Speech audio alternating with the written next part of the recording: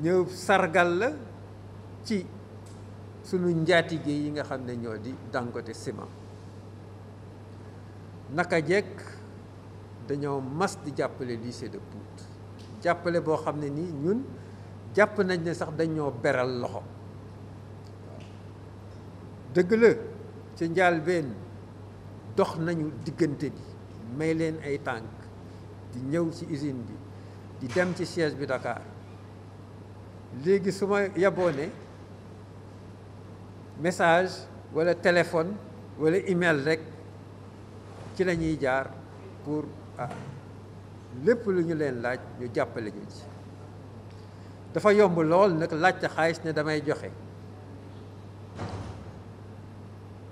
bokk na ci li sabab bi ñu laajtee ñu appuyé ci atum ren mu di at mu particulier ci partenariat ndax feebar bi dugg ci réew mi tax na ba yu bari yomboon jafe ñoom ñoo ñu xettali bi ñëwee ba at mi dem ba waaj a jeex te amuñu lu ñu sargalee sunu jàngkat yi nekk jàmbaar dañu leen a bind ñu nangu ñoo gunge nangu itam ñu defee cérémonie bi fii donc ñu ngi leen di gërëm ci turu waajur yi ak turu communauté Pout yëpp ñu ngi leen di gërëm bu amul àpp di dolli ñaax ndaw yi ne leen nañu dolli góorgóorlu jàng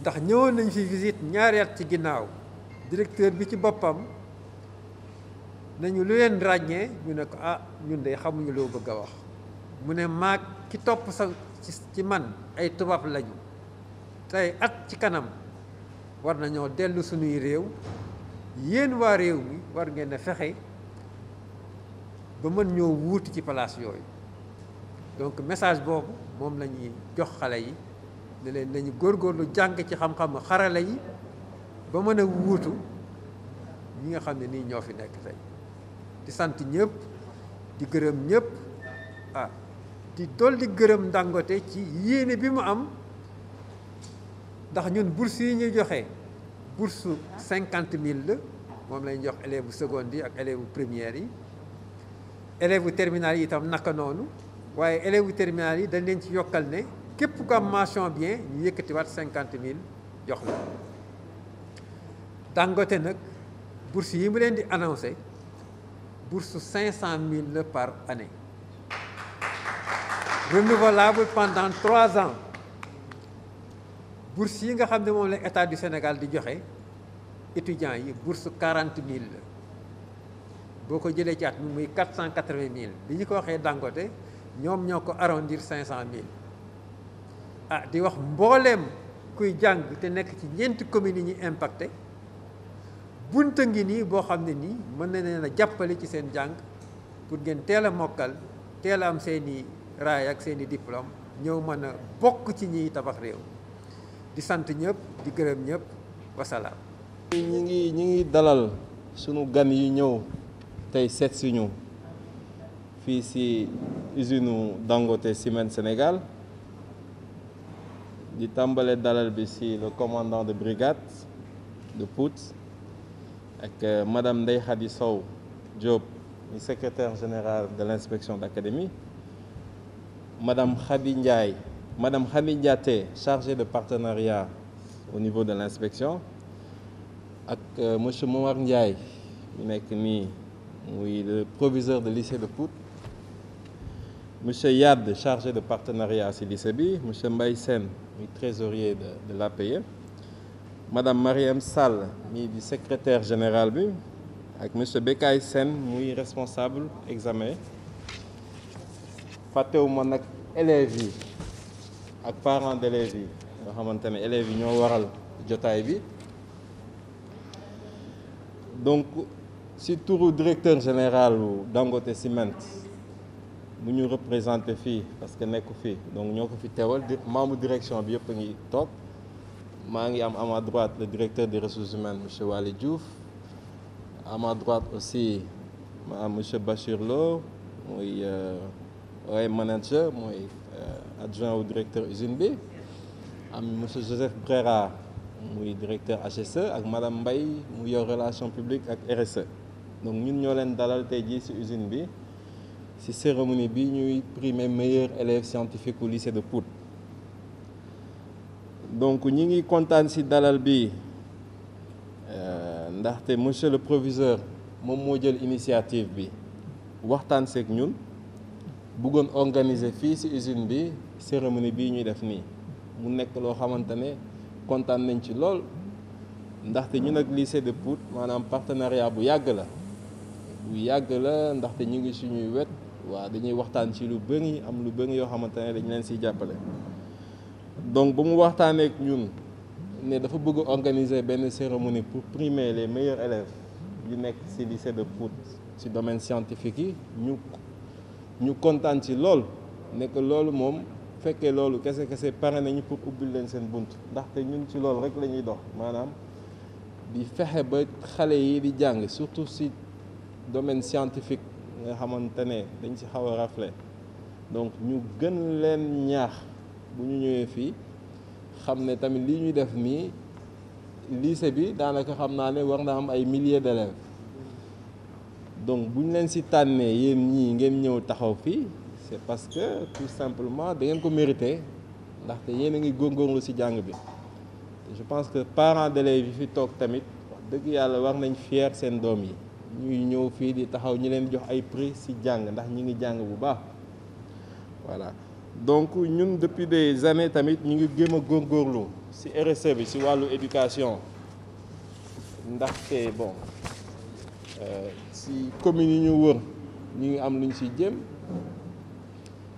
ndaxte ñaaxi tabaxoon nañ fa benn collège jas tamit def nañ fa ay salle de classe donc éducation maanaam ñu ngi ciy jéem a góorgóorlu bu baax a baax te mooy profité aussi ci cérémonie bi pour wax leen ne leen société Dangote ñu ngi jël engagement que ne à partir de l'année prochaine incha allah bu neexee yàlla sur une période de 3 ans maanaam ci ñetti at dinañ jox ay bourses d'excellence ak 4 meilleurs élèves yu jóge ci mairie de Pout Kër Moussa Diass et Morolan sur une période de 3 ans ñu ñoo leen assurer bourse 4 meilleurs élèves yi incha allah bu neexee yàlla à partir de l'année prochaine. Donc loolu lenn lu bees lu ñu tàmbale la daanaka ci RSE bi ñu ngi soon def lu bëri ci éducation bi mais bëgg nañ ko yokk incha allah te bu neexee yàlla élèves yi di jàngkat yi mooy maanaam il faut ñu leen émuler ñu leen won ne kuy jàng moom toujours dañ ko war di encourager mu xam ne ci lu mu nekk nii ci lu baax la te encouragement bi mooy jox ko ay prix waxtaan ak moom ok soñjaat ko ok gën ko soñj ndax li ngeen def baax na mais plus ñuy jëm ci excellence bi tamit am na solo donc ñu ngi kontaan ci recevoir leen tey ji ok ci biir usine bi pour ñu jox xale yi seen prix yi ñu yelal voilà donc lii mooy message bi ndaxte xam naa ne waxtu bi xat na waaw soxla yi bëri na message boo xamante ne direction bi bëggoon na leen ko di leen dalal yéen mii ñu seet ci cérémonie bi. La secrétaire générale de l'IA, Madame Sow, Monsieur le commandant de la brigade de la gendarmerie de Pout, Monsieur le proviseur, Madame la surveillante générale du lycée, et Monsieur Yad, conseiller municipal, et Gorambay aussi, conseiller municipal chargé des affaires des jeunes, qui a sa place aujourd'hui parce qu'on parle de la jeunesse. Et je remercie aussi les récipiendaires, les élèves qui se sont fait distinguer par leur travail et qui sont ici. J'avais eu la chance l'année passée d'assister à cette cérémonie au niveau de la mairie de Pout. Et j'ai vu qu'il n'y avait que des filles. Il n'y avait que 2 garçons. Aujourd'hui, si je ne me trompe pas encore, il n'y a que des filles, il n'y a que 2 garçons. Ça veut dire quoi? Il faut qu'on se remette au travail. Seul le travail paye. Et actuellement au Sénégal, les femmes se distinguent par leur travail. On parle de parité. Moi, je dis, la parité, c'est quoi? C'est rien du tout. Il faut se distinguer par la qualité de ton travail. C'est pourquoi je suis ici. C'est pourquoi vous êtes ici. C'est pourquoi Madame Bay est là. Et donc, on a les mêmes coefficients de réflexion, donc pourquoi pas ne pas travailler davantage pour l'intérêt de la nation, pour l'intérêt de notre pays. Le maire est empêché, il est souffrant depuis quelque temps. Moi aussi, ce matin, je ne me sentais pas bien du tout, mais je me dois d'être ici pour 2 raisons. Pour représenter la commune de Pout, mais en même temps aussi je fais partie de l'équipe de Dangote Cement. Parce qu'il y a notre plateforme qui est ici. Nous travaillons pour booster l'économie, pour améliorer aussi le bien-être des populations à travers les actions que Dangote est en train de mener au sein de la population. Vous êtes au courant, je sais, vous avez vu que Dangote a construit une maternité au niveau de Pout, un collège au niveau de Niahip, une autre école à Dias, un poste de santé à Morolan. Et là, avec nos maigres moyens, nous, en tant que collectivité locale, si ce n'était pas l'appui de Dangote, on ne pourrait pas le faire. Donc, c'est un grand remerciement à ma qualité de maire, représentant les populations de Pout, dire à Dangote Cement, merci encore une fois, merci. Merci d'avoir pensé à notre jeunesse, cette jeunesse qui est l'espoir de demain. Vous êtes en train de faire quelque chose pour nous, mais vous êtes encore faire autre chose qui est plus important, c'est assurer cette jeunesse qui va nous remplacer demain et qui vont booster le Sénégal en général et Pout en particulier. Donc nous attendons beaucoup de choses de vous. Et restez sur cette planche d'excellence, continuez vos études et il faut satisfaire les parents, parce que je fais partie de l'association des parents d'élèves du lycée en même temps et du collège. Donc moi, à chaque fois, je suis toujours du côté de l'éducation et je pousse les filles parce que j'organise SCOFI, c'est la scolarisation des filles. Et là, le maintien des filles à l'école, c'est autre chose. Il faudra que la main dans la main, qu'on se batte parce que les résultats sont là. Regardez aujourd'hui, il n'y a que les filles qui sont ici. Donc, encore une fois, je ne veux pas être long. Elles sont déjà debout depuis que moi, je suis là. Tout juste pour dire à l'ensemble de l'équipe de Dangote, M. Mbaye, Madame Mbaye, M. Diouf, Pout vous dit merci. Le maire de Pout vous dit merci par ma voix. Vous êtes en train de faire beaucoup de choses pour les 4 communes impactées, mais par ma voix, le maire de Kermousso, le maire de Dias, le maire de Morolan, tous ensemble, nous vous disons merci. Vous êtes en train de faire beaucoup de choses.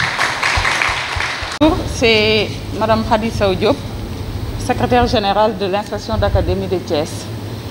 Madame le maire, Monsieur le directeur financier de Dangote Cement Sénégal, Madame Mbaye, chargée des relations publiques, et l'ensemble du personnel de Dangote Cement Sénégal ici présent, Monsieur le commandant de la brigade de gendarmerie de Pout, Monsieur le proviseur du lycée de Pout et l'ensemble du personnel du lycée de Pout ici présent, Mesdames, Messieurs les parents d'élèves, chers élèves, honorables invités, chers journalistes. Je voudrais, à l'entame de mon propos, présenter les condoléances de toute la communauté éducative de Thiès à la commune de Dias suite à la disparition de Monsieur le maire Alioune Samba Ciss, mais également présenter les condoléances de l'inspecteur d'académie de Thiès à toute la Oumma islamique suite au rappel à Dieu du vénéré Khalif de Léona Niassène. Que la terre leur soit légère. Amen. Il n'est peut-être pas besoin d'insister là-dessus outre mesure. La cérémonie qui nous réunit aujourd'hui, ici à Pout, est d'une importance sans commune mesure. L'autre facteur qui rend la journée de l'excellence encore plus importante est qu'elle honore les meilleurs élèves des séries scientifiques et littéraires du lycée de Pout.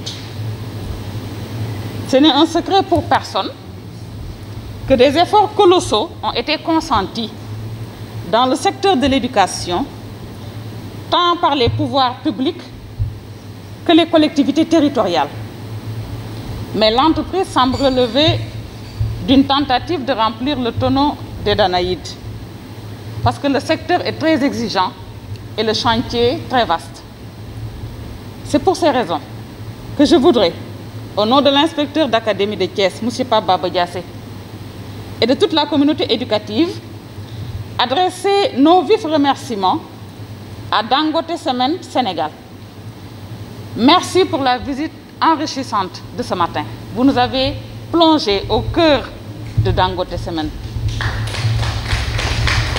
L'IA de Thiès magnifie le contenu que vous donnez à la responsabilité sociétale d'entreprise par le biais de la signature de conventions de financement de projets avec les communes de Diass, Morolan, Pout et Keur Moussa.